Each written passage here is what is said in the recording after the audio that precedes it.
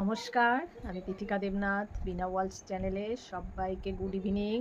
আজকে চলে এসেছি আপনাদের সামনে আরেকটা ভিডিও নিয়ে। সেটা হচ্ছে আজকে হাতের কাজ গোলাপ ফুল কিভাবে বানানো যায় বা কিভাবে বানাবেন সেই ভিডিওটাই চলুন দেখতে থাকবেন। এই যে এটা আমি আগেই করেছি, দেখাবো আবার কি করে বানিয়েছি। এই যে এটাকে এইভাবে ঘুরিয়ে ঘুরিয়ে ঘুরিয়ে ঘুরিয়ে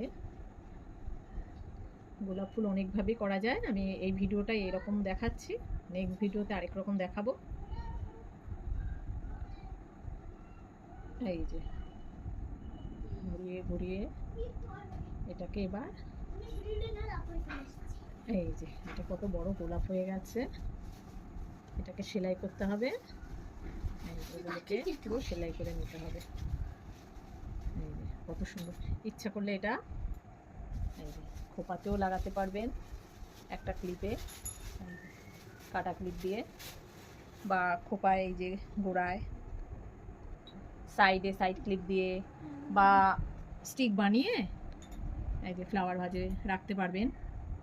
এর আগের ভিডিওতে আমি দেখিয়েছিলাম পাতা সমেত গোলাপ, ওটা একটু ছোট ছোট সাইজে করেছিলাম, আর এটা একটু বড়।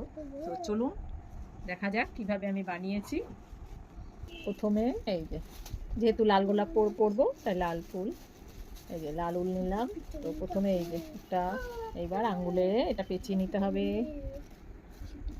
আপনারা যারা কুরুশ কাটা জানেন তারা এই যে এইবার আমাকে চেন করতে হবে। তো গোলাপ ফুল যত বড় করবেন তত ঘর নিতে হবে। আমি এটা করেছি 80 ঘর দিয়ে, তাহলে আমি এটা 72 ঘর নেব।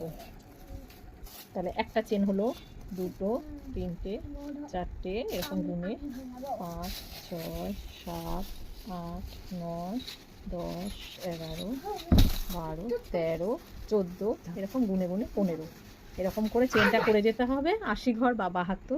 এটা আমার যেহেতু 80 ঘরের হয়েছে তাই এটাকেও আমি 80 ঘরের করব।